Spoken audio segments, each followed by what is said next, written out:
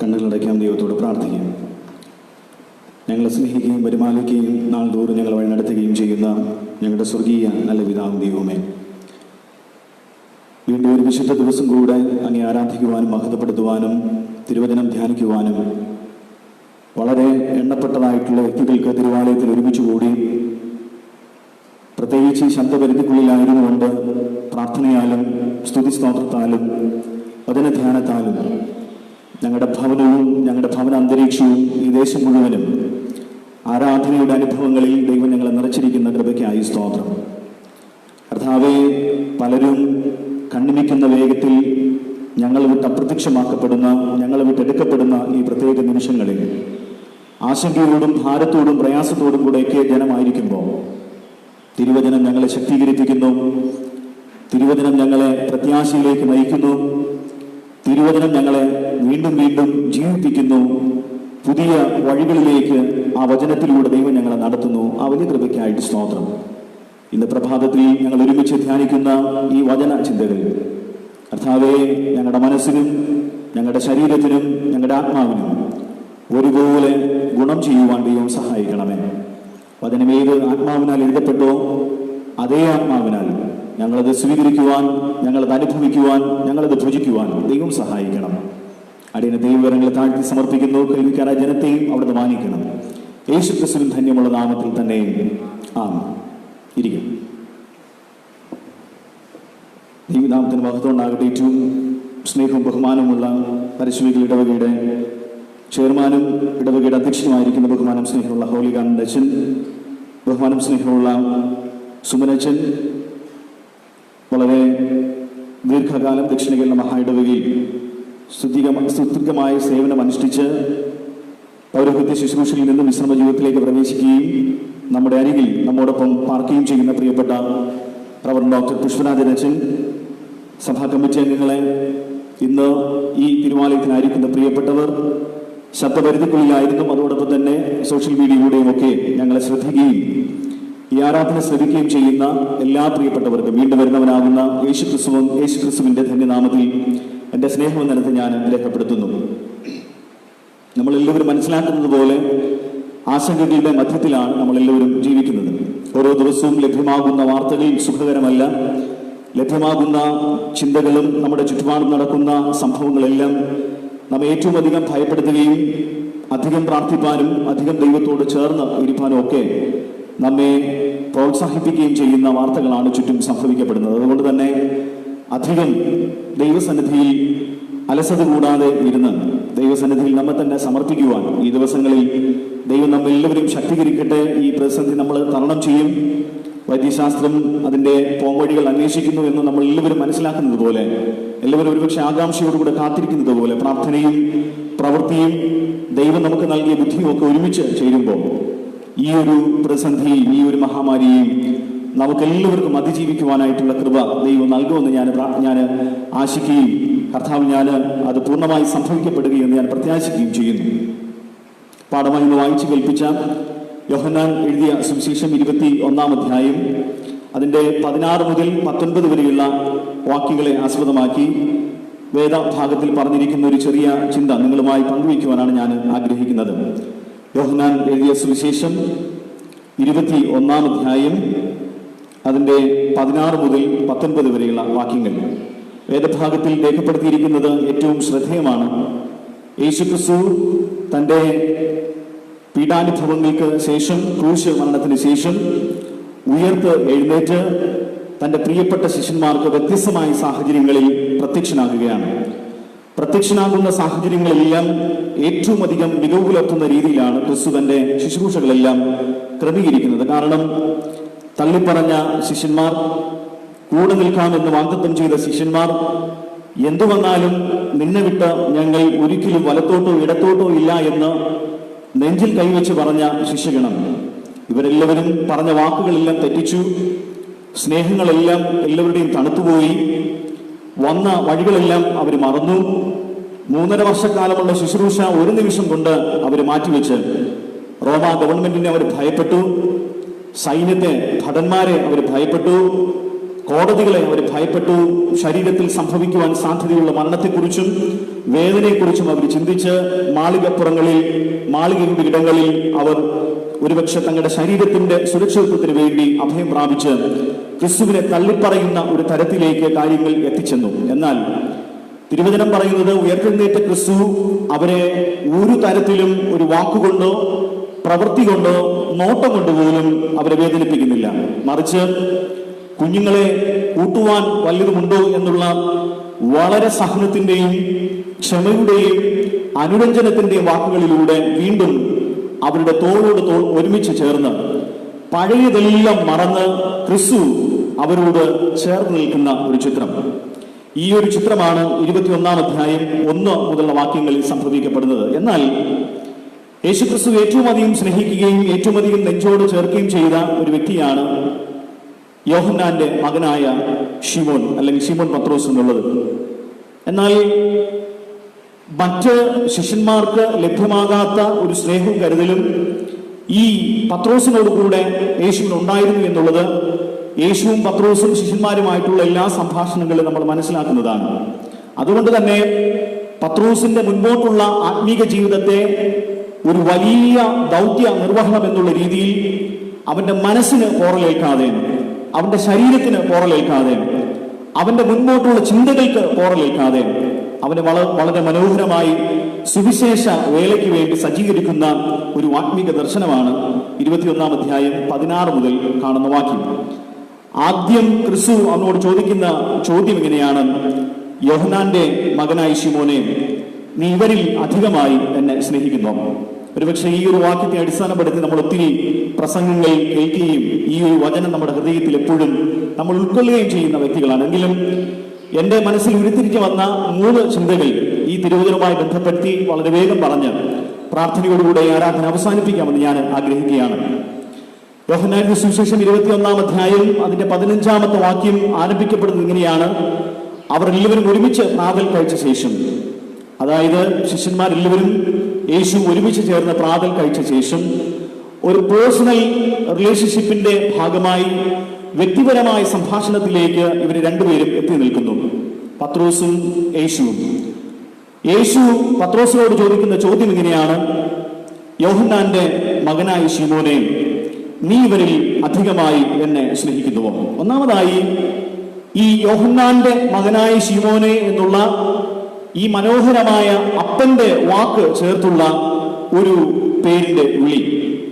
നമുക്കറിയാം, ശിമോൻ എന്നുള്ളത് യേശുക്രിസ്തുവിനോടൊപ്പം ഈ പത്രോസ് ചേരുന്നതിന് മുമ്പ് അവന് ലഭ്യമായ ഒരു പേരാണ് ശിമോൻ എന്നുള്ളത്. എന്നാൽ യേശുക്രിസ്തുവിന്റെ ക്ഷണം സ്വീകരിച്ച്, യേശുക്രിസ്തുവിന്റെ വിളി സ്വീകരിച്ച് ക്രിസ്തു തന്നെ അവനൊരു പുതിയ പേര് നൽകിയാണ്. ഈ പത്രോസ് എന്നുള്ള പേരിൽ അറിയപ്പെടും എന്നുള്ളത്.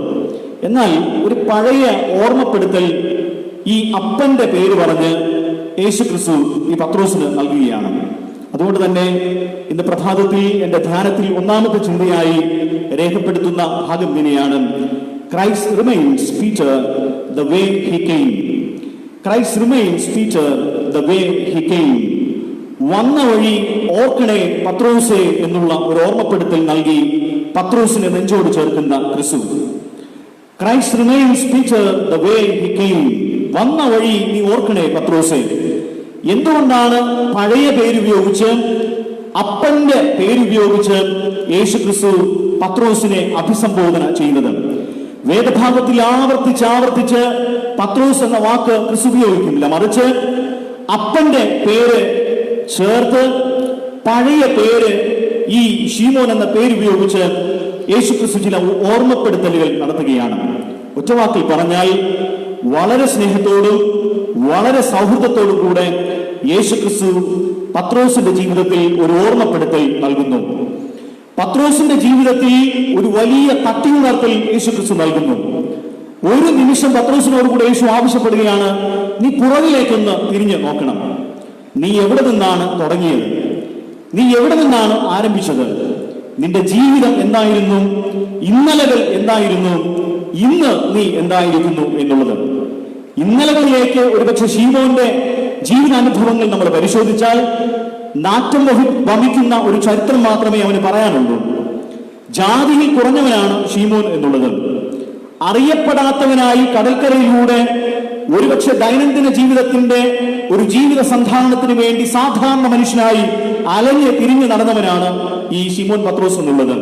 തീർന്നില്ല, അഡ്രസ് പറയത്തക്ക ഒരു അഡ്രസ് ഇല്ലാത്തവനായി വിധിക്കപ്പെട്ട് ജീവിതം ക്രമീകരിക്കപ്പെട്ട ഒരു വ്യക്തിയാണ് ഈ ശിമോൻ പത്രോസ് എന്നുള്ളത്.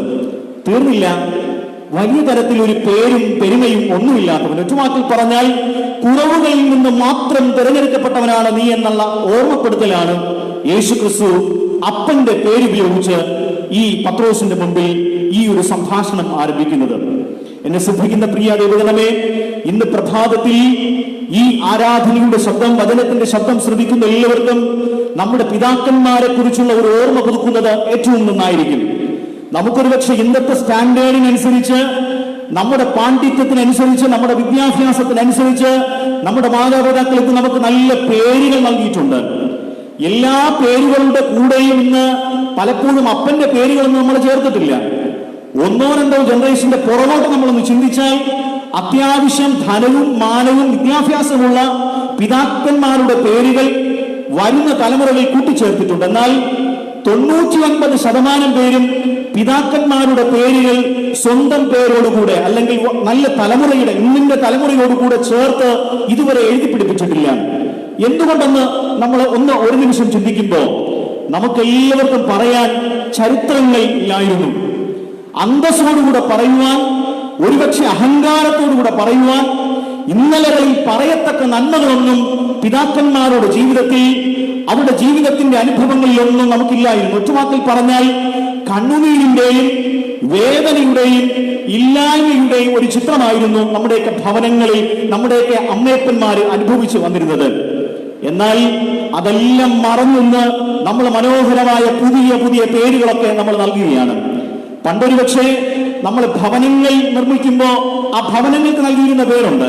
പക്ഷെ ഇന്ന് നമ്മൾ പുതിയ ഭവനങ്ങളൊക്കെ നിർമ്മിച്ചു. പഴയ അപ്പനിട്ട പേരൊക്കെ നമ്മൾ മാറ്റി നമ്മൾ പുതിയ സ്റ്റാൻഡേർഡ്, നമ്മുടെ ലൈഫിനോട് ചേർന്ന് നിൽക്കുന്ന, നമ്മുടെ വിദ്യാഭ്യാസത്തോട് ചേർന്ന് നിൽക്കുന്ന നല്ല പേരുകളൊക്കെ നമ്മുടെ ഭവനത്തിലിട്ടു. തലമുറകളൊക്കെ ദൈവം നമുക്ക് നൽകി. ആ തലമുറകൾക്കും ഒരുപക്ഷെ നമ്മുടെ കുടുംബമായോ നമ്മുടെ പിതാക്കന്മാരുമായോ നമ്മുടെ ജീവിതാനുഭവങ്ങളുമായോ യാതൊരു ബന്ധവുമില്ലാത്ത പുതുമയുള്ള കടമെടുത്ത പേരുകളൊക്കെ നമ്മൾ അവർക്ക് നൽകി തുടങ്ങി. എന്നിട്ട് നമ്മൾ അവരെ പഠിപ്പിച്ചു, ഇന്നലകളിലേക്കൊന്നും നീ തിരിഞ്ഞു നോക്കല്ലേ, ഇന്നലകളിലേക്കൊന്നും നീ തിരിഞ്ഞു നോക്കണ്ട. അപ്പന് കഷ്ടതയുണ്ടായിരുന്നു, അപ്പന് ദാരിദ്ര്യം ഉണ്ടായിരുന്നു, അപ്പന് ഒത്തിരി വിയർത്തിട്ടുണ്ടായിരുന്നു, അപ്പന് ഒത്തിരി വേദനയിലൂടെ വന്നത്. പക്ഷേ ഇന്ന് നമ്മുടെ മാതാപിതാക്കൾ പഠിപ്പിക്കുന്ന ഒരു പാഠമുണ്ട്. അച്ഛാ, ഞങ്ങളൊക്കെ ഒത്തിരി കഷ്ടപ്പെട്ടിട്ടാണ് വന്നത്, പക്ഷേ എന്റെ മകൻ, എന്റെ മകൾ, എന്റെ തലമുറ അവർ കണ്ണുനീരെന്തെന്ന് കാണല്ലേ, അവർ ഒരു നിമിഷം പോലും കരയുന്നത് കാണാൻ എനിക്ക് താല്പര്യമില്ല, അവർ വിലപിക്കുന്നത് കാണാൻ എനിക്ക് താല്പര്യമില്ല. പഴയതൊന്നും ഞാൻ അവരെ ഓർമ്മപ്പെടുത്താറില്ല. എന്നാൽ പ്രിയമുള്ളവരെ, ചില ഓർമ്മപ്പെടുത്തലുകൾ നമ്മുടെ കുടുംബത്തിനകത്ത് സംഭവിക്കണം. വന്ന വഴികൾ എങ്ങനെയെന്ന് നമ്മുടെ ഇന്നിന്റെ തലമുറകളെ നമ്മൾ പറഞ്ഞ് പഠിപ്പിക്കണം. ഇന്നലകളിൽ എങ്ങനെയാണ് നമ്മുടെ ഭക്ഷണ രീതി, ഇന്നലകളിൽ എങ്ങനെയായിരുന്നു നമ്മുടെ വസ്ത്ര രീതി, ഇന്നലകളിൽ എന്റെ അപ്പനും അപ്പൂപ്പനും ഒക്കെ എത്രമാത്രം വിദ്യാഭ്യാസത്തിന്റെ വരാന്തകൾ, സ്കൂളും കലാലയങ്ങളും ഒക്കെ സന്ദർശിച്ചിട്ടുണ്ട്, ഡിഗ്രി സർട്ടിഫിക്കറ്റുകളൊക്കെ നമ്മുടെ കരങ്ങളിൽ ഉണ്ടായിരുന്നു എന്നുള്ള ഓർമ്മപ്പെടുത്തൽ ഇന്നിന്റെ തലമുറകൾക്ക് നമുക്ക് നൽകണം. പ്രിയമുള്ളവരെ, ഇന്ന് പലപ്പോഴും ചരിത്രം മറക്കുന്നത് കൊണ്ടാണ് ദൈവത്തെ പോലും ഭയമില്ലാതെ യാന്ത്രികമായ ഒരു ലോകത്തിൽ നമ്മൾ കൂപ്പുകുത്തിയത്. ഇന്നൊരു പക്ഷേ ഇന്ന് കൊറോണ വൈറസിന്റെ മുമ്പിൽ ജനം ഒരുപക്ഷെ ആശങ്കയോടുകൂടി നിൽക്കുമ്പോ, നിശ്ചലമായി നിൽക്കുമ്പോ, ഒരുപാട് സമയം ചിന്തിക്കാനും പ്രവർത്തിക്കാനും ദൈവം നമുക്ക് നൽകിയിരിക്കുമ്പോ, ക്രിസ്തു പത്രോസിനെ ഒരുപക്ഷെ അപ്പന്റെ പേര് പറഞ്ഞ്, പഴയ പേര് പറഞ്ഞ് ആ പ്രഭാതത്തിൽ അവനോട് സംസാരിക്കുന്നത് പോലെ ഇന്ന് നമ്മുടെ പഴമകളിലേക്ക് നമ്മുടെ ശ്രദ്ധയൊന്ന് കേന്ദ്രീകരിക്കുക. എന്ത് മാനമായിരുന്നു നമുക്കുണ്ടായിരുന്നത്? യോഹന്നാൻ എഴുതിയ സുവിശേഷം, ലൂക്കോസ് എഴുതിയ സുവിശേഷം 1-ാം അധ്യായം 43-ാമത്തെ വാക്യത്തിൽ ഈ മാനം എന്നുള്ള വാക്ക് എലിസബത്താണ് ഉപയോഗിക്കുന്നത്. അതായത് മറിയയുടെ ഉദരത്തിൽ യേശുക്രിസ്തു രൂപം കൊണ്ടിരിക്കുന്നു എന്നുള്ള സന്തോഷ വർത്തമാനവുമായി എലിസബത്തിന്റെ ഭവനത്തിലേക്ക് മറിയ എത്തിപ്പെടുകയാണ്. മറിയ എത്തിപ്പെടുമ്പോ ആ എലിസബത്ത് മറിയെ നെഞ്ചോട് ചേർത്ത് പിടിച്ചിട്ട് കർത്താവിനെ, തമ്പുരാനെ സ്തുതിക്കുന്ന ഒരു ചിത്രമുണ്ട്. എന്നിട്ട് എലിസബത്ത് പറയുന്ന വാക്കിങ്ങനെയാണ്, എന്റെ തമ്പുരാനെ, ഈ കർത്താവിന്റെ അമ്മ എന്റെ അരികിൽ വരാനുള്ള മാനം എനിക്ക് ഇവിടെ നിന്ന് ഉണ്ടായി എന്നുള്ളത്. പ്രിയമുള്ളവരെ, ഈ മാനം എന്നുള്ള വാക്ക് ഇടയ്ക്കിടയ്ക്കൊക്കെ നമ്മൾ നയവിറക്കുന്നത് നന്നായിരിക്കും. ഈ മാനവും ഈ സ്റ്റാറ്റസും ഈ പത്രാസും ഒക്കെ എവിടെ നിന്നാണ് നമുക്ക് ലഭ്യമായത്? പക്ഷേ ഇന്നലകളെ കുറിച്ചൊക്കെ നമ്മൾ ഓർക്കണം. ഇന്നലകളെ കുറിച്ച് ഓർക്കുമ്പോൾ ഒരുപക്ഷെ പച്ച മലയാളത്തിൽ പറഞ്ഞാൽ ഉടുതുണിക്ക് മറുതുണിയില്ലാതെ കിടന്ന ഒരു കുടുംബമാണ് നമ്മുടേത്. ദാരിദ്ര്യമായിരുന്നു നമ്മുടെയൊക്കെ മുഖമുദ്ര. സൗന്ദര്യവും ആരോഗ്യമില്ലാത്ത അമ്മയപ്പന്മാരായിരുന്നു നമുക്കുണ്ടായിരുന്നത്. ഇന്നത്തെ മക്കൾ ഒരുപക്ഷെ വിദേശ രാജ്യങ്ങളിൽ നിന്ന് ഒരുപക്ഷെ ഇറക്കുമതി ചെയ്യുന്ന ഏറ്റവും വില കൂടിയ വസ്ത്രങ്ങൾ, ഏറ്റവും ഒരുപക്ഷെ പുതിയ മോഡലിലുള്ള വസ്ത്രങ്ങളൊക്കെ ധരിച്ച് അന്തസ്സോടുകൂടെ ഫേസ്ബുക്കിലും വാട്സപ്പിലും ഒക്കെ ചിത്രങ്ങളൊക്കെ ഇന്ന് പങ്കുവെച്ച്, ഭക്ഷണ പദാർത്ഥങ്ങളൊക്കെ ഒരു സെൽഫിയൊക്കെ എടുത്ത് നമ്മൾ പങ്കുവെച്ച് ആഘോഷങ്ങൾ കൊള്ളുമ്പോൾ, പണ്ട് നമ്മുടെ കുടുംബത്തിൽ ഒരു അപ്പനുണ്ടായിരുന്നു, അമ്മയുണ്ടായിരുന്നു. അപ്പന് ഒറ്റ മുണ്ടേ ഉണ്ടായിരുന്നുള്ളൂ. ശരീരം മറക്കാനായിട്ട് ഒരുപക്ഷെ ഷർട്ടില്ലായിരുന്നു. ഒറ്റ തോർത്തിലാ ജീവിതം ക്രമീകരിച്ച് കിട്ടിയത്. മാറി ഉടുക്കാനായിട്ട് സാരി എന്നുള്ള ചിത്രമൊന്നും നമ്മുടെ അമ്മമാർക്കില്ലായിരുന്നു. എന്തിന് മാറി മറയ്ക്കാനുള്ള സ്വാതന്ത്ര്യം പോലും നമുക്കില്ലായിരുന്നു എന്നുള്ളത് എത്രമാത്രം നമ്മളെ ചിന്തിപ്പിക്കുന്ന ഒരു യാഥാർത്ഥ്യമാണ്. പ്രിയമുള്ളവരെ, കാൽനടയായിരുന്നു പണ്ടുള്ള ജീവിത ഒരുപക്ഷെ സന്ധാരണത്തിന് മനുഷ്യൻ ഉപയോഗിച്ചിരുന്നത്. ഇന്ന് കാണുന്ന യന്ത്രങ്ങളും ലക്ഷറി വാഹനങ്ങളൊന്നും അന്നില്ലായിരുന്നു. 35 കിലോമീറ്റർ, 40 കിലോമീറ്റർ, 50 കിലോമീറ്റർ എന്റെ അമ്മയും എന്റെ അപ്പനും എന്റെ ഒരുപക്ഷെ കുടുംബ പഴയ തലമുറകളൊക്കെ നടന്ന ഒരു ചരിത്രമുണ്ട്.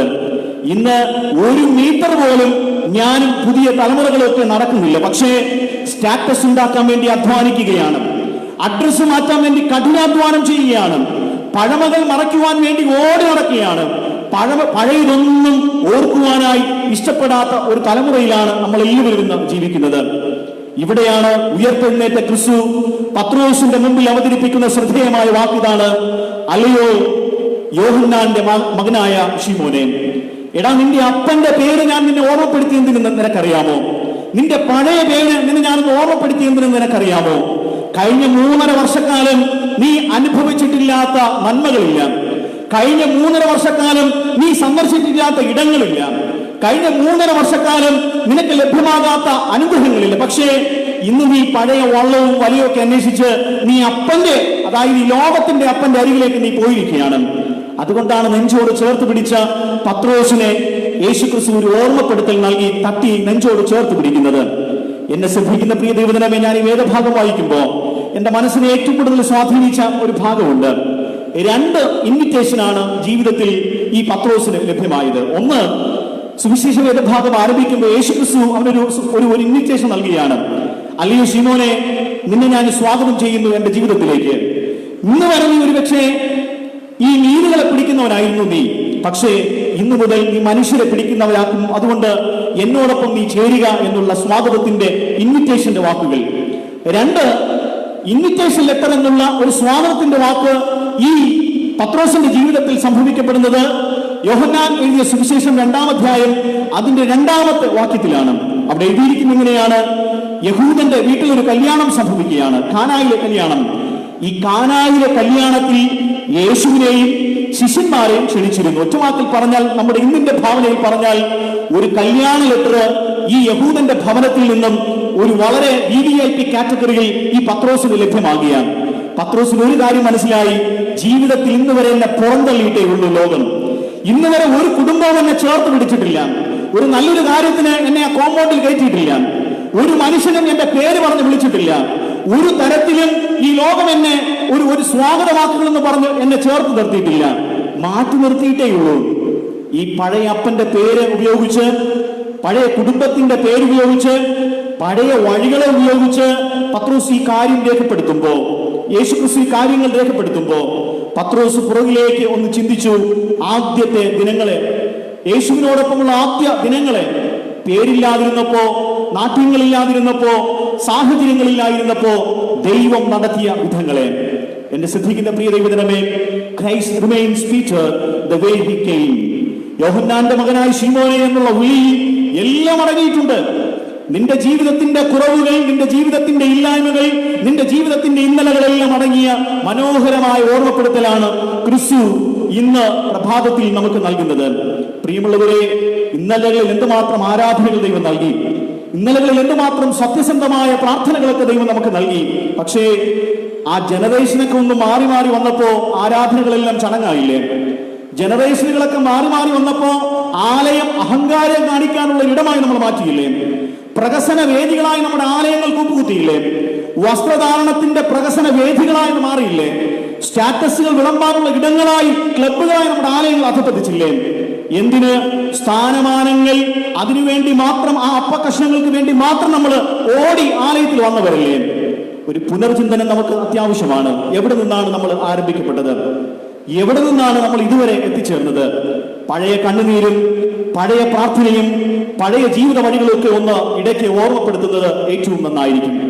എന്നെ ശ്രദ്ധിക്കുന്ന പ്രിയ ദൈവജനമേ, യേശു ക്രിസ്തു ഈ പത്രോസിനോട് ആദ്യം അഭിസംബോധന ചെയ്യുന്നത് ഇങ്ങനെയാണ്: യോഹന്നാന്റെ മകനായ ശിമോനെ.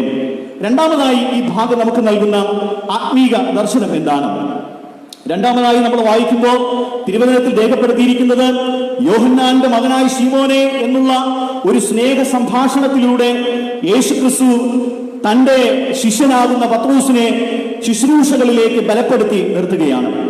ശുശ്രൂഷകളിലേക്ക് ബലപ്പെടുത്തി നിർത്തുകയാണ്. അവിടെ എഴുതിയിരിക്കുന്നത്, തുടർന്നുള്ള വാക്യങ്ങളിലേക്ക് നമ്മൾ വരുമ്പോൾ അവിടെ എഴുതിയിരിക്കുന്നത് എന്റെ ആടുകളെ നീ പാലിക്കണം എന്നുള്ളതാണ്. എന്റെ ആടുകളെ നീ പാലിക്കണം എന്നുള്ളത്. ഞാൻ ഇങ്ങനെ ആ ചിന്തയെ ഞാൻ ഇങ്ങനെ ക്രോഡീകരിക്കുന്നു: അല്ലയോ പത്രോസേ, ക്രൂശില്ലാതെ കിരീടമില്ല പത്രോസേ, ക്രൂശില്ലാതെ കിരീടമില്ല പത്രോസേ. There is no crown without cross. There is no crown without cross. യോഹന്നാന്റെ മകനായ ശിമോനെ, ക്രൂശില്ലാതെ എന്നോട് നിനക്ക് പങ്കില്ല. ഒന്നുകൂടെ ഞാൻ ആവർത്തിച്ച് നിന്നെ ഓർമ്മപ്പെടുത്തുകയാണ്: ക്രൂശില്ലാതെ നിനക്കൊരു ശുശ്രൂഷയില്ല. നമുക്കറിയാം, യേശു ക്രിസ്തു തന്റെ ക്രൂശീകരണത്തെ കുറിച്ച്, ഭാവിയെ കുറിച്ച് പറയുമ്പോൾ ഏറ്റവും അധികം ശബ്ദമുണ്ടാക്കിയ ഒരു വ്യക്തിയാണ് പത്രോസ്.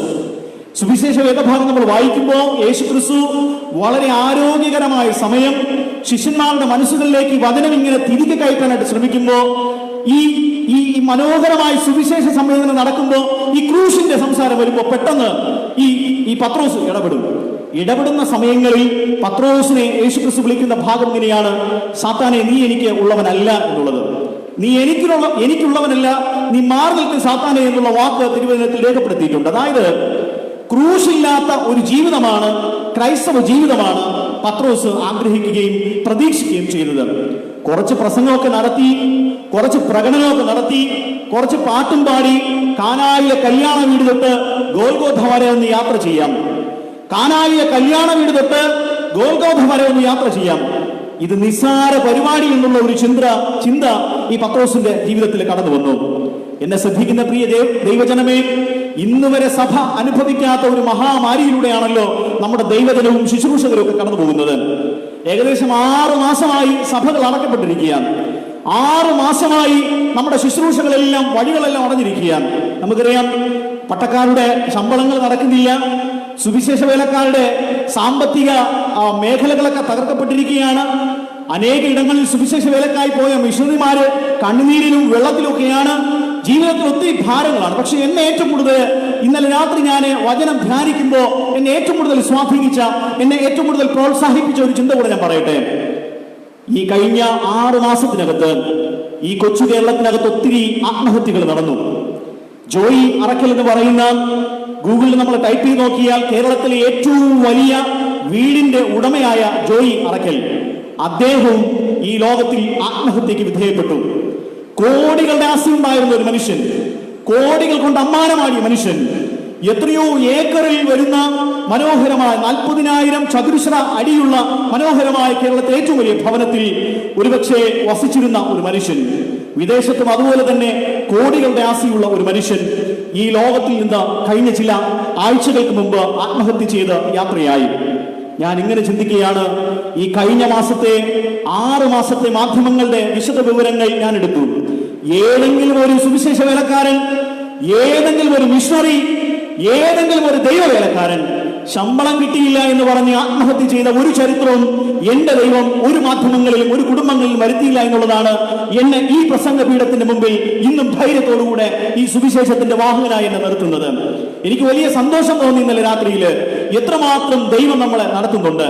പ്രിയമുള്ളവരെ, ഇതൊരു ക്രൂശിന്റെ ശുശ്രൂഷയാണെന്ന് പട്ടക്കാരെയും ശുശ്രൂഷകരെയും ദൈവവേലക്കാരെയും മിഷണറിമാരെയും എല്ലാം ദൈവം പഠിപ്പിക്കുന്ന ഒരു വലിയ പ്രോഗ്രസീവ്, അല്ലെങ്കിൽ അതിനായി ദൈവം നമ്മളെ ട്രെയിൻ ചെയ്യുന്ന ഒരു സമയമായി ഞാനിതിനെ പോസിറ്റീവായിട്ട് കാണുകയാണ്.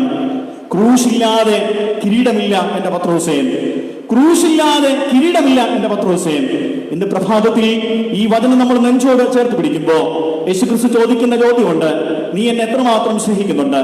ഇവരിൽ അധികമായി, ഇവയേക്കാൾ അധികമായി നീ എന്നെ സ്നേഹിക്കുന്നുണ്ടോ? ഈ ക്രൂശൊക്കെ എടുത്ത് വന്നാലേ നമുക്കൊരുമിച്ച് ഒരു യാത്രയുള്ളൂ. ഈ ക്രൂശൊക്കെ ഒന്ന് നെഞ്ചോട് ചേർത്ത് വെച്ചാലേ നമുക്കൊരുമിച്ച് ഈ ലോകത്തിൽ നിന്ന് കണ്ണടയ്ക്കുമ്പോ അടുത്തൊരു ലോകത്തിലേക്ക്, നിനക്ക് ഞാൻ സ്വപ്നം നൽകിയ ഒരു ലോകമുണ്ടല്ലോ, ആ ലോകത്തിൽ നമുക്ക് ഒരുമിച്ച് നടക്കുവാനും ഇരിക്കുവാനും ഒക്കെ കഴിയുള്ളൂ. എത്ര മനോഹരമായ തട്ടിയുണർത്തലാണ് ഉയർത്തെഴുന്നേറ്റ ക്രിസ്തു ഇവിടെ പത്രോസിന് നൽകുന്നത്. വളരെ മനോഹരമായ ഭാവനയിൽ ഒരു കഥ ഇങ്ങനെ ഞാൻ വായിക്കാനിടയായി തീർന്നു. ഒരിക്കൽ ഒരു ഗ്രാമത്തിൽ ദൈവം പ്രത്യക്ഷപ്പെടുകയാണ്. ദൈവം പ്രത്യക്ഷപ്പെട്ട് ഗ്രാമത്തിൽ എല്ലാവരും ഒരുമിച്ച് കൂടി വളരെ മനോഹരമായി അവരൊരുമിച്ച് കൂടി നിൽക്കുമ്പോൾ ദൈവം പ്രത്യക്ഷപ്പെട്ട് അവരോട് പറഞ്ഞു, അല്ലയോ ഗ്രാമ നിവാസികളെ, ഇന്ന് മുതൽ നിങ്ങളുടെ എല്ലാവരുടെയും ചുമലുകളിൽ ഞാനൊരു കുരിശ് നൽകുകയാണ്. ഒരേ അളവിലുള്ള ഒരേ ഭാരത്തിലുള്ള ഒരു കുരിശ്. പക്ഷേ നിങ്ങൾ ഓഫീസിൽ പോകുമ്പോ, നിങ്ങൾ പഠിക്കാൻ പോകുമ്പോ, നിങ്ങൾ ജോലിക്ക് പോകുമ്പോ, നിങ്ങൾ ഏത് വഴി പോയിരുന്നാലും ചുമലിൽ നിന്ന് ഈ കുരിശെടുക്കരുത്. പക്ഷെ എന്നെങ്കിലും ഒരു ദിവസം നിങ്ങളുടെ ചുമലിലിരിക്കുന്ന ഈ കുരിശ് നിങ്ങളെ സഹായിക്കും. ഇതായിരുന്നു ദൈവം അവർക്ക് നൽകിയ ഒരു വലിയ വാഗ്ദത്വം. ഇതൊരു ഭാവനയിൽ സംഭവിച്ച ഒരു കഥയാണ്. എന്തായാലും ദൈവം അപ്രത്യക്ഷനായി നോക്കിയപ്പോൾ എല്ലാവരുടെയും ചുമലില് മനോഹരമായ കുരിശുകൾ സംഭവിക്കപ്പെട്ടിരിക്കുന്നു. ഇന്നുവരെ നിവർന്നു നടന്ന പലരും കുരിശിന്റെ ഭാരം കൊണ്ട് അവരുടെ ശരീരത്തിന്റെ ഒരുപക്ഷെ ക്ഷീണം കൊണ്ട് ചെറുതായിട്ടൊക്കെ കൂനി നടക്കുന്നുണ്ട്. വളരെയധികം പാടുപെട്ടാണ് ഓഫീസിൽ അവർ പോകുന്നത്. ജോലിക്ക് പോകുമ്പോഴും ഈ ചുമലിൽ ഈ കുരിശിരിപ്പുണ്ട്. എന്നാൽ ഈ യാത്രകളും തിരക്കുകളെല്ലാം ആ ഗ്രാമത്തിൽ സംഭവിക്കുമ്പോൾ ബുദ്ധിമാനായ ഒരു മനുഷ്യൻ, ഒരു ചെറുപ്പക്കാരൻ ഇങ്ങനെ ചിന്തിച്ചു. തന്റെ കൂടെയുള്ള സഹോദരങ്ങളെല്ലാം കൂട്ടിയിട്ട് ഇപ്രകാരം പറഞ്ഞു, ദൈവം നമുക്ക് കുരിശൊക്കെ തന്നിട്ട് ദൈവം അപ്രത്യക്ഷമായി. എനിക്ക് തോന്നുന്നത് പറ്റിപ്പ് പരിപാടിയാണ്. ഇതൊരു പറ്റിപ്പ് പരിപാടിയാണ്. നമുക്ക് മനസ്സിലായില്ല, ഈ ചുമലിൽ ഈ ക്രൂശിരുന്നാൽ നമ്മുടെ ആഘോഷങ്ങൾ ഭംഗിയാക്കാൻ നമുക്ക് പറ്റില്ല. ചുമലിൽ ഈ ക്രൂശിരുന്നാൽ ഇതൊരു ഭാരമാണ്, ഇതൊരു അസ്വസ്ഥതയാണ്, ഇതൊരു വേദനയാണ്. നമുക്കൊരു കാര്യം ചെയ്യാം, ചുമലിൽ ഈ ക്രൂശ് വെക്കണമെന്നല്ലേ തമ്പുരാൻ പറഞ്ഞത്? നമുക്ക് ക്രൂശ് വയ്ക്കാം, ഇതിന്റെ ഭാരം നമുക്കൊന്ന് കുറയ്ക്കാം, ഇതിന്റെ നീളമൊന്ന് കുറയ്ക്കാം. അങ്ങനെ നമുക്ക് തലനിവർത്തി ഈ ഗ്രാമത്തിലൂടെ യാത്ര ചെയ്യാം. ദൈവം വരുമ്പോ നമ്മുടെ തോളിലിരിക്കുന്ന കുരിശ് ഉപയോഗിച്ച് തന്നെ അവനോടൊപ്പം നമുക്ക് അവൻ പറഞ്ഞ വാഗ്ദത്ത ദേശത്തേക്ക് നമുക്ക് യാത്ര ചെയ്യാം. എന്നാൽ കൂടെ നിന്ന് ആരും സഹകരിച്ചില്ല. പക്ഷേ ഈ ചെറുപ്പക്കാരൻ അവരുടെ ഒന്നും അഭിപ്രായം സ്വീകരിക്കാതെ അവരെല്ലാം പിരിഞ്ഞു പോയപ്പോ ചുമലിൽ നിന്ന് ആ ക്രൂശ് താഴേക്ക് ഇറക്കി വെച്ച് അതിന്റെ ഭാരം കുറയ്ക്കാനായിട്ടുള്ള പരിപാടികൾ തുടങ്ങി. 10 അടി നീളമുള്ള ഒരു കുരിശാണെങ്കിൽ അവൻ അതിനെ 5 അടിയാക്കി. അതിന്റെ വീതി ഒരു ഏകദേശം ഒരു 6 അടിയാണെങ്കിൽ അവൻ അതിന്റെ 3 അടിയാക്കി. എല്ലാ ഭാഗങ്ങളിലൊക്കെ വെട്ടിക്കുറച്ച് ബാക്കി എല്ലാവരും കുനിഞ്ഞു നടക്കുമ്പോ ഈ ചെറുപ്പക്കാരൻ തലനിവർത്തി നെഞ്ചു നിവർത്തി യാത്ര ആരംഭിച്ചു. അവനിപ്പോ വലിയ തടസ്സങ്ങളൊന്നുമില്ല. എല്ലാവരും കൂനി നടക്കുമ്പോ, എല്ലാവരും വിഷമിച്ച് നടക്കുമ്പോ ഇവൻ നെഞ്ചു വിരിച്ച് എല്ലാവരെയും ആക്ഷേപിക്കുകയാണ്. ഞാൻ പറഞ്ഞില്ലേ, ഇതിന്റെ നീളമൊന്ന് കുറച്ചാൽ കാര്യങ്ങളൊക്കെ സുഖമാകും. ഇപ്പൊ എനിക്ക് വലിയ പ്രശ്നങ്ങളൊന്നുമില്ല, ക്രൂശ് കിടക്കുന്നതായിട്ടേ എനിക്ക് തോന്നുന്നില്ല. സുഖമായ യാത്ര, സുഖമായ സംഭാഷണം, സുഖമായ ഭക്ഷണ രീതി, ഒരു തരത്തിലും അല്ലലുകളില്ല. നിങ്ങൾക്കും ഈ ഒരു വേലയിലേക്ക്, ഈ ഒരു ജീവിതത്തിലേക്ക് സ്വാഗതം. പക്ഷെ ആരും ക്ഷമിക്കൊണ്ടില്ല. ദിവസങ്ങൾ കഴിഞ്ഞു, മാസങ്ങൾ കഴിഞ്ഞു, വർഷങ്ങൾ കഴിഞ്ഞു. ദൈവം വീണ്ടും പ്രത്യക്ഷനായി ഗ്രാമവാസികളോട് ഒരു പുതിയ വാഗ്ദാനം നൽകുകയാണ്. ഗ്രാമവാസികളോട് പറയുന്നുണ്ട്, ഞാൻ ഏൽപ്പിച്ച കുരിശുണ്ടല്ലോ, നിങ്ങൾ എല്ലാവരും സൂക്ഷിച്ചു എന്ന് എനിക്കറിയാം. ഇനി നമ്മൾ വാഗ്ദത്ത നാട്ടിലേക്ക് പോവുകയാണ്. അപ്പോൾ ഇനി പോകുമ്പോൾ ചെയ്യേണ്ടുന്ന കാര്യം ഇങ്ങനെയാണ്, ഞാൻ നിങ്ങളെ കാണിക്കുന്ന ഒരു പ്രദേശത്തേക്ക് നിങ്ങളെല്ലാം ഒരു കൂട്ടമായി നടക്കണം. അവിടെ പോകുമ്പോൾ ഒരു വലിയ മലയുണ്ട്, ഒരു വലിയ മല. ആ മലയുടെ ഭാഗത്ത് അരികിൽ ഒരു വലിയ അഗാധമായ ഗർത്തമാണ്. അഗാധമായ ഗർത്തം. ഈ അഗാധമായ ഗർത്തത്തിന്റെ അപ്പുറത്താണ് ഞാൻ നിങ്ങൾക്കായി ഒരുക്കി വെച്ചിരിക്കുന്ന എന്റെ വാഗ്ദത്ത ദേശം. പക്ഷേ ഈ മല കാണുമ്പോൾ നിങ്ങൾ ഭയപ്പെടല്ലേ, അത് ധൈര്യമായി നിങ്ങൾ കയറണം. ഈ മലയ്ക്ക് ഇടയിലുള്ള ഗർത്തം എങ്ങനെ നിങ്ങൾ കടക്കുമെന്ന് വിചാരിച്ച് നിങ്ങൾ ഭാരപ്പെടല്ലേ. നിങ്ങൾക്ക് ഞാനൊരു പോംവഴി പറഞ്ഞു തരാം. നിങ്ങൾ ധൈര്യമായി ഈ കുരിശ് അതിന്റെ ആ മലകളുടെ ഇടയിലേക്ക് വെച്ച് ആ ഗർത്തത്തെ കേന്ദ്രീകരിച്ച് അതൊരു പാതയായി സ്വീകരിച്ച് അതിലൂടെ നടന്ന് ആ ക്രൂശിനെ അവിടെ ഇട്ടിട്ട് നിങ്ങൾ വാഗ്ദത്ത നാട്ടിലേക്ക് നിങ്ങൾ പ്രവേശിക്കണം. പ്രിയമുള്ളവരെ, എല്ലാവരും ആഹ്ലാദചിത്തരായി ഓടിയവർ മല കയറുകയാണ്. ജനം മുഴുവനും, ഗ്രാമവാസികൾ മുഴുവനും ഓടി അവർ മല കയറി ഏകദേശം ഉയരങ്ങളിലെത്തി. തമ്പുരാൻ പറഞ്ഞതുപോലെ തന്നെ അതാ ഒരു വലിയ മലയുണ്ട്, അതിന്റെ ഇടയിൽ ഒരു വലിയ അഗാധ ഗർത്തമുണ്ട്, അതിനപ്പുറത്തൊരു മലയുണ്ട്. ആ മല കടക്കുവാൻ, ആ ഗർത്തം കടക്കുവാൻ കുരിശ് എല്ലാവരും നിവർത്തി വെച്ച് മനോഹരമായ ആഹ്ലാദത്തോടുകൂടെ നടന്ന് അപ്പുറത്തെത്തി. വില്ലാളി വീരനായ ബുദ്ധിമാനായ നമ്മുടെ ചെറുപ്പക്കാരൻ വളരെയധികം വില കുറഞ്ഞ ഒരു കുരിശുമായി, നീളം കുറഞ്ഞ കുരിശുമായി, ഒരുപക്ഷെ ഭാരം കുറഞ്ഞ കുരിശുമായി ഈ മലയുടെ അരികിൽ തന്നെ വിഷമിച്ച് കണ്ണീരോട് നിൽക്കുന്ന ഒരുപക്ഷെ ഭാവനയിൽ നിറഞ്ഞ ഒരു ചിത്രം, ഒരു കഥയാണ് നിങ്ങളുടെ മുമ്പിൽ ഞാൻ അവതരിപ്പിച്ചത്. എന്നെ സ്നേഹിക്കുന്ന പ്രിയ ദൈവജനമേ, ഒരൽപ്പം കഷ്ടതയുടെ ശുശ്രൂഷയാണ് ഈ സുവിശേഷ വേല എന്ന് പറയുന്നത്. ഇത് ആഡംബരങ്ങളുടെ ശുശ്രൂഷയല്ല. അവസാനത്തോളം സഹിക്കുന്നവൻ കിരീടം പ്രാപിക്കും. അവസാനത്തോളം സഹിക്കുന്നവൻ കിരീടം പ്രാപിക്കും. അവസാനത്തോളം സുഖിക്കുന്നവനെ കുറിച്ച് വേദപുസ്തകം പരാമർശിക്കുന്നുണ്ട്. അവസാനത്തോളം സഹിക്കുന്നവൻ എന്റെ അരികിലും അവസാനത്തോളം സുഖിക്കുവാൻ വിധിക്കപ്പെട്ടവൻ എന്നിൽ നിന്ന് വിദൂരങ്ങളിലും സംഭവിക്കപ്പെടുന്ന ഒരു ആത്മീകതയാണ് ഈ ക്രിസ്തീയ ജീവിതം എന്നുള്ളത്.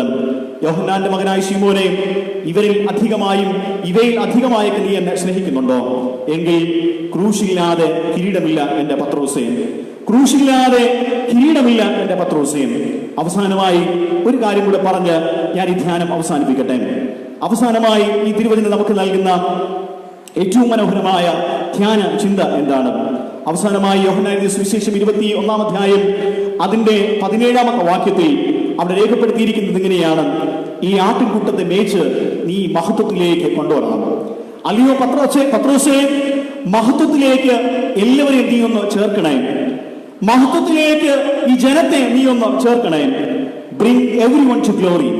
അല്ലയോ പത്രോസേ, എല്ലാവരെയും നീ മഹത്വത്തിലേക്ക് ചേർക്കണം. ഇതിനോട് ചേർത്ത് ഇതിന്റെ പുറകിൽ സംഭവിച്ച ഒരു ഭാഗം കൂടെ ഞാൻ ഓർമ്മപ്പെടുത്തട്ടെ. എന്തുകൊണ്ടാണ് ഈ പത്രോസിനെ ഇത്രമാത്രം ട്രെയിൻ ചെയ്ത്, ഇത്രമാത്രം നെഞ്ചോട് ചേർത്ത് പിടിച്ച് പഴയതും പുതിയതും ഓർമ്മപ്പെടുത്തി പത്രോസിനെ തന്റെ ജനത്തിന്റെ ശുശ്രൂഷക്കായി ക്രിസ്തു ഓർമ്മപ്പെടുത്തി എന്തിനാണെന്ന് അറിയാമോ? ചില അധ്യായങ്ങളുടെ പുറകെ നമ്മൾ പോകുമ്പോൾ യോഹന്നാന്റെ സുവിശേഷം 6-ാം അധ്യായത്തിൽ ഒരു സംഭവം സംഭവിക്കുന്നുണ്ട്. എന്താണ് സംഭവം? അവിടെ പറയുന്നുണ്ട്, ഈ ഞാൻ ആര് എന്ന് ക്രിസ്തു ചോദിക്കുന്നുണ്ട്. അല്ലയോ പത്രോസേ, ശിഷ്യന്മാരെ, ലോകം എന്നെ കുറിച്ച് എന്താ പറയണേ? നാട്ടുകാരൊക്കെ എന്നെ കുറിച്ച് എന്താ പറയുന്നേ? ഈ ലോകത്തിലുള്ളവരൊക്കെ എന്നെ കുറിച്ച് എന്താ പറയണേ? എന്നിട്ട് അവസാനം ചോദിക്കുന്നുണ്ട്, ശിഷ്യന്മാരെ, നിങ്ങൾ എന്നെ കുറിച്ച് എന്താ പറയുന്നത്? ചാടി വീണ് പത്രോസ് പറയുന്നുണ്ട്, നീ ജീവനുള്ള ദൈവത്തിന്റെ പുത്രനാകുന്ന ക്രിസ്തു, നീ ജീവനുള്ള ദൈവത്തിന്റെ പുത്രനാകുന്ന ക്രിസ്തു. വളരെ മനോഹരമായി പത്രോസ് ചാടി വീണ് ആ സ്വർഗീയ മഹിമയിൽ നിന്ന് സംഭവിക്കപ്പെട്ട ക്രിസ്തുജനത്തെയും ജീവിതത്തെയും ലോകത്തിന്റെ മുമ്പിൽ അവതരിപ്പിച്ച് കാട്ടുകയാണ്. പറയുന്നത് ഇങ്ങനെയാണ്: നീ ജീവനുള്ള ദൈവത്തിന്റെ പുത്രനാകുന്ന ക്രിസ്തു. നിസ്സാരക്കാരനല്ല. ഞാൻ തിരിച്ചറിഞ്ഞു, നിത്യജീവ മൊഴികൾ നിന്നിലുണ്ട്. നിന്നെ വിട്ടിട്ട് ഞങ്ങൾക്ക് ഒരിടത്തും പോകാൻ പറ്റത്തില്ല. പരിശുദ്ധാത്മാവിന്റെ സാന്നിധ്യം നിന്നിൽ മാത്രമേ ഉള്ളൂ. അതുകൊണ്ട് അയ്യോ എന്റെ കർത്താവേ, നീ ജീവനുള്ള ദൈവത്തിന്റെ പുത്രനാകുന്ന ക്രിസ്തുവാണ് എന്നുള്ള തുറന്ന പ്രഖ്യാപനം. തുടർന്ന് പത്രോസിന് മാത്രം ക്രിസ്തു നൽകുന്ന ഒരു വാഗ്ദത്തമുണ്ട്: നിന്നിൽ ഞാൻ എന്റെ സഭയെ പണിയും, നിന്നിൽ ഞാൻ എന്റെ സഭയെ പണിയും. ബാക്കിയുള്ള മറ്റു പല ശിഷ്യന്മാർക്ക് ലഭ്യമാകാത്ത ഒരു വാഗ്ദത്തം എന്റെ പത്രോസിന്റെ മേൽ ഉണ്ടായിരുന്നത് കൊണ്ട് തന്നെ പത്രോസിനെ സ്നേഹത്തോടുകൂടെ കടൽക്കരയിൽ ചേർത്ത് നിർത്തി ഈ മഹത്വത്തിലേക്ക് എന്റെ ജനത്തെ നീ ഒന്ന് കൂട്ടിവരുത്തണമേ എന്നുള്ള വാക്കുകൾ നൽകി പത്രോസിനെ നെഞ്ചോട് ചേർത്ത് പിടിക്കുന്ന ക്രിസ്തുവിനെ തിരുവചനം നമ്മുടെ മുമ്പിൽ അവതരിപ്പിക്കുകയാണ്. ഈ ജനത്തെ കൂടെ നീ ഒന്ന് മഹത്വത്തിലേക്ക് പ്രവേശിപ്പിക്കണമേ.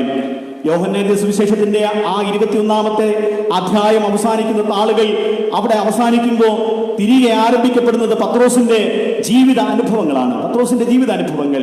പ്രിയമുള്ളവരെ, ആ അപ്പോസ്തല പ്രവൃത്തികളിലേക്ക് നമ്മൾ ആദ്യ ഭാഗങ്ങളിലേക്ക് കടന്നു പോകുമ്പോൾ പത്രോസിന്റെ ഒരു പ്രസംഗത്തിലൂടെ 3000 വ്യക്തികൾ തന്റെ സ്നാന ശുശ്രൂഷയിലൂടെ കർത്താവിന്റെ ആ ഒരു അനുഭവങ്ങളിലേക്ക്, മഹത്വത്തിലേക്ക് പ്രവേശിക്കപ്പെടുന്നു. മാത്രമല്ല, പത്രോസ് തുറന്ന് വിളിച്ചു പറയുന്ന ഒരു ഭാഗമുണ്ട്: പൊന്ന് ഞങ്ങളുടെ കയ്യിലില്ല, വെള്ളി ഞങ്ങളുടെ കയ്യിലില്ല, ഈ ലോകത്തിന്റെ ഒരു നന്മയും ഞങ്ങളുടെ കയ്യിലില്ല, പക്ഷേ ഞങ്ങളിൽ ഉള്ള ഒരു സംഭവം ഈ ലോകത്തിന് ഞങ്ങൾ നൽകാം. അപ്പോസ്തല പ്രവൃത്തികൾ പറയുന്ന ഭാഗം ഇങ്ങനെയാണ്: പൊന്ന് ഞങ്ങളിലില്ല, വെള്ളി ഞങ്ങളിലില്ല, പക്ഷേ യേശു ഞങ്ങളിലുണ്ട്. ആ യേശുവിനെ ഞങ്ങൾ നിങ്ങൾക്ക് തരാം. സുന്ദരമെന്ന ഗോവാര് ആ ദേവാലയ ഗോപുരത്തിന്റെ അരികിലിരിക്കുന്ന ആ ഭിക്ഷയായിരിക്കുന്ന മനുഷ്യനോട് പത്രോസ് പറഞ്ഞ് ആരംഭിക്കുന്നതിന്റെ ശുശ്രൂഷയാണ്. എത്ര മനോഹരമായ ഭാഗം! തീർന്നില്ല. പത്രോസിന്റെ നിഴലിനു വേണ്ടി ലോകം കാത്തുകിടക്കുന്ന തരത്തിലേക്ക് ദൈവം അവനെ മാറ്റി മറിക്കുകയാണ്. പ്രിയമുള്ളവരെ, ദൈവസന്നിധിയിൽ നമ്മളൊന്ന് വിധേയപ്പെടണം. ദൈവം നമ്മളെ വിളിച്ചിരിക്കുന്നത് പണമുണ്ടാക്കാനും സഭ വലുതാക്കാനും ജനത്തെ കൂട്ടാനും. ഇന്നലെ ഉച്ചയ്ക്ക് ഞാൻ എൻ്റെ പ്രിയ ഒരു സ്നേഹിതനോട് സംസാരിക്കുമ്പോൾ സഭയുടെ ഭാവിയെ പറ്റിയൊക്കെ ഇങ്ങനെ ആശങ്കപ്പെടുകയാണ്. ഇങ്ങനെ പോയാൽ ജനമെവിടെ, മാസവരി എവിടെ, നമ്മുടെ പണം എവിടെ, നമ്മുടെ പ്രസ്ഥാനങ്ങൾ എവിടെ? ഞാൻ എൻ്റെ പ്രിയ സ്നേഹിതനോട് പറഞ്ഞ ഇത്രയേ ഉള്ളൂ: സുവിശേഷം വായിച്ചവൻ, വേദപുസ്തകം വായിച്ചവൻ, പണം ഉണ്ടാക്കാനല്ല ദൈവം നമ്മളെ വിളിച്ചത്, കെട്ടിടങ്ങൾ വയ്ക്കാനല്ല ദൈവം നമ്മളെ വിളിച്ചത്, ഈ ലോകത്തിന്റെ ചില ചിത്രങ്ങൾ ഉണ്ടാക്കി ആളെ കൂട്ടി പ്രഹസനം നടത്താനല്ല ദൈവം നമ്മളെ വിളിച്ചത്. ദൈവ ജനത്തെ മഹത്വത്തിലേക്ക് കൊണ്ടുപോകാനാണ് ദൈവം നമ്മളെ വിളിച്ചത്. അതിനായി മഹാമാരിയുടെ ചിത്രങ്ങളൊക്കെ ദൈവം നൽകി ദൈവജനത്തെയും തിയോളജിയന്മാരെയും ശുശ്രൂഷകരെയൊക്കെ തമ്പുരാൻ ഇരുത്തി ചിന്തിപ്പിക്കുന്നത്.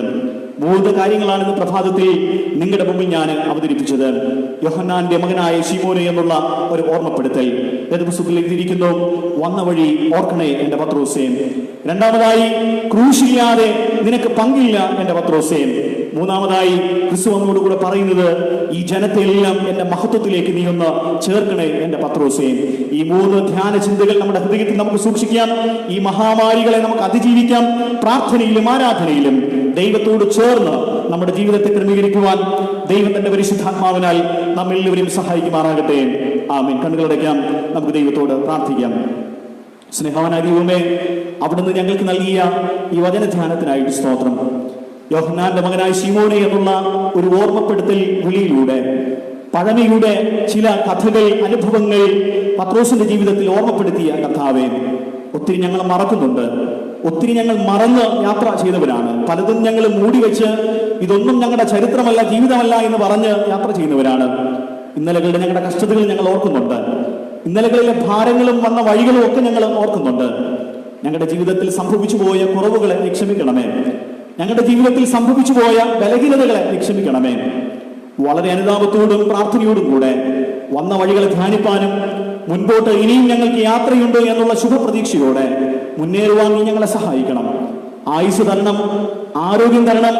ഭയപ്പെടാതെ, ഭാരപ്പെടാതെ നിന്റെ കൃപയിൽ ആശ്രയിച്ച് സുവിശേഷ വേല ചെയ്യുവാൻ ഞങ്ങളുടെ എല്ലാ കുടുംബങ്ങളെയും നീ സഹായിക്കണം.